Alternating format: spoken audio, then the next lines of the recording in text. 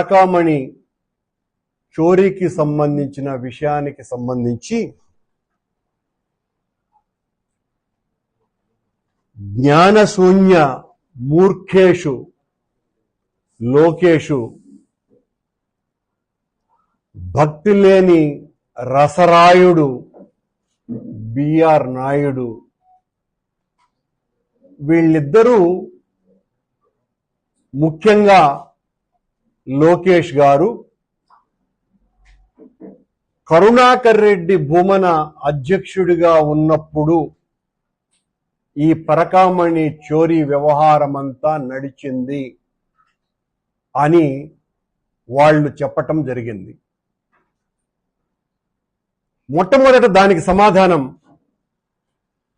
నేను అధ్యక్షునిగా ఉన్నప్పుడు ఆ సంఘటన జరిగింది నిజమైతే నా తల అలిపిరిలో నరుక్కుంటా, కాదు అన్నప్పుడు వీళ్ళిద్దరూ బహిరంగ క్షమాపణన్న చెప్పాల. నా మొట్టమొదటి డిమాండ్ అది. తల నరుక్కోవటానికి కూడా నేను సిద్ధంగా ఉన్నా, నేను అధ్యక్షునిగా ఉన్నప్పుడు జరిగింది అని పదే పదే మాట్లాడినారు. నేను దేనికైనా సిద్ధం. ఈ సందర్భంగా ఆ పరకామణి చోరీకి సంబంధించి త్రైలోక్యనాథుడైన వెంకటేశ్వర స్వామి దివ్య ధామాన్ని టీడీపీ పార్టీకి, ఆ పార్టీకి సంబంధించిన సానుభూతి పరులకి, కొందరు వ్యక్తులకు అది రాజకీయ ఆట స్థలంగా మార్చివేసినారు ఈ కూటమి ప్రభుత్వంలో. జరిగింది ఒక్కటైతే దాన్ని చిలవలు పలవలు చేసి వక్రీకరించి తమ రాజకీయ స్వార్థం కోసమని స్వామి సన్నిధానాన్నే తమ స్వార్థ క్షేత్రంగా మార్చివేస్తున్నారు. 29/4/2003 జియర్ మఠానికి సంబంధించిన రవికుమార్ అనేటువంటి వ్యక్తి పరకామణిలో చోరీ చేస్తూ ఉండగా $800 నోట్లు అతని దగ్గర విజిలెన్స్ వాళ్ళు పట్టుకోవటం జరిగింది.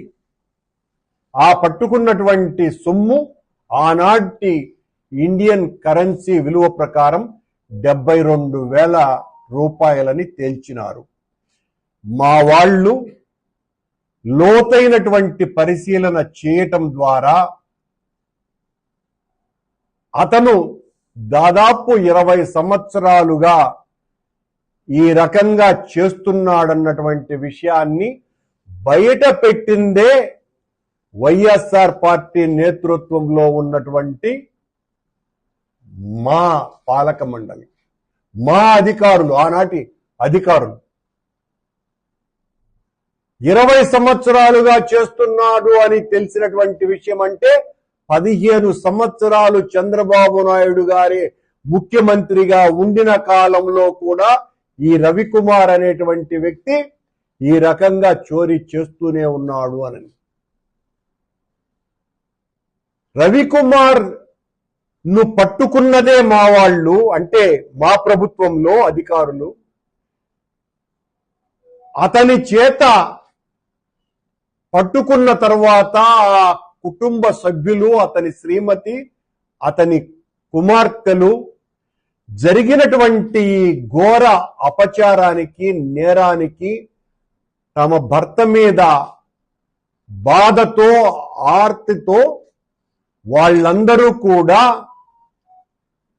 దేవస్థాన అధికారులను సంప్రదించి ప్రాయశ్చిత్తంగా, పాప పరిహారంగా, స్వచ్ఛందగా చేసినటువంటి తప్పుకు దేవుడికి కానుకగా, ప్రతిఫలంగా